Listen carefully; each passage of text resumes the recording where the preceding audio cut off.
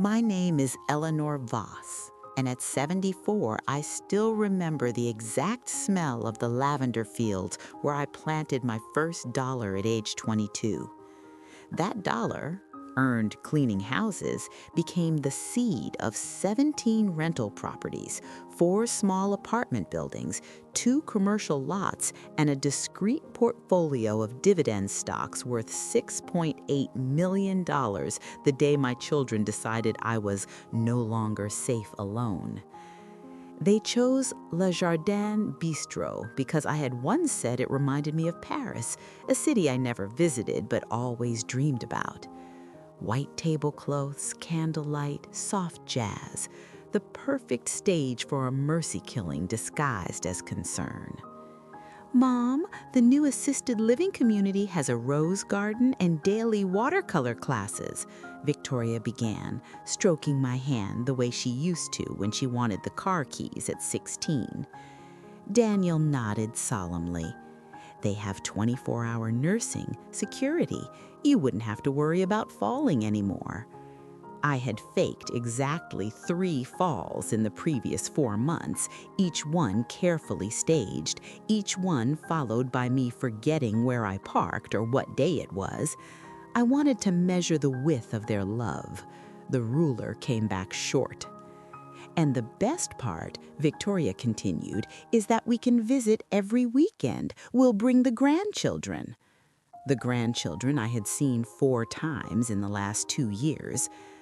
I smiled the practiced smile of a woman who once negotiated with bankers who thought a divorced mother of 2 couldn't possibly understand compound interest. It does sound lovely, I said. When would we move? Next Tuesday, Daniel answered instantly. We already reserved the suite. The paperwork is ready, just a few signatures. I asked the only question that still mattered. And the properties? A 3-second silence, long enough to hear the ice clink in someone's untouched water glass. We'll manage everything, Victoria said smoothly.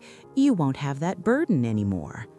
Burden, the word they used for the empire I built while raising them alone after their father left with the secretary and half our savings. That night I flushed the vitamins Victoria left on my nightstand. At 2:17 a.m., I heard them in the study, the same study where I taught them how to balance a checkbook. The Linden Street triplex is appraised at $1.1 million now, Daniel whispered. The 2 downtown units together, another $980,000. The stock portfolio is up another 12% this quarter. Victoria laughed softly. She still thinks the commercial lot on Maple is only worth $400,000, bless her heart. They had no idea I kept current appraisals in a safety deposit box 2 states away. They had no idea I had quietly transferred title on 7 properties into a blind trust 5 years earlier. They had no idea about the lavender farm. At 4:50 a.m., I left with 1 rolling suitcase, my late husband's pocket watch, and the original trust documents. The taxi driver asked if I was running away from home. I told him I was running to it. The lavender farm sits on 40 acres outside a small town in Oregon wine country. I bought it 31 years ago under my mother's maiden name for $78,000. Money I made flipping a single-family home during a recession when everyone else was panicking. My children had never set foot there. I never told them it existed. When I opened the gate, the scent hit me like forgiveness. The fields were in full purple bloom, even though it was late in the season. Someone had been tending them. That someone was Rosa. Rosa Morales had been my property manager for 23 years until Daniel suggested I downsize staff to cut expenses. She moved back to this town, bought a small trailer nearby, and without ever being asked, kept mowing, weeding, repairing irrigation lines, and checking on the hives for 23 years. She didn't cry when she saw me. She simply said, "I kept your rose number the way you like, The distillery contract is still active. We made $187,000 in essential oils last year alone. I cried enough for both of us. Inside the firehouse office, I opened the fireproof safe. New will, dated 17 months ago, updated trust documents, power of attorney revocations, audio recordings from 3 separate family meetings where they discussed guardianship petitions, capacity evaluations, and how quickly they could liquidate everything once I was declared incompetent. And the blueprints. I had purchased the adjacent 60 acres 7 years earlier. The architects had finished the plans 18 months ago. Lavender Haven, a residential community for women over 65 who had been discarded, financially exploited, or simply forgotten. Not a nursing home, a village. Cottages with private gardens, a commercial lavender distillery and gift shop run by residents who wanted to work. On-site medical clinic, therapy animals, art studio, legal aid office for elder fraud victims. Capacity 140 women. Endowment already seated with $2.9 million. Rosa had been depositing every cent of farm profit into that endowment account. The next morning, I called my attorney, the one my children didn't know about. Then I called a private investigator I had quietly retained 2 years earlier. He had been following their financial moves. Credit cards suddenly maxed out, second mortgages, gambling debt, Daniel, a luxury SUV Victoria couldn't afford on her marketing salary. They had already started spending money they didn't yet have. I returned 8 days later, not sneaking in, but walking through my own front door at 10:45 a.m. while the intervention meeting was in full swing. My brother Victor was there, always happy to co-sign anything that put cash in his pocket. Their lawyer was there, a notary was there. They froze when they saw me in the doorway, wearing the same navy blazer I wore to close my biggest deal in 1998. Victoria tried the concerned daughter voice. "Mom, we've been so worried." I held up one finger.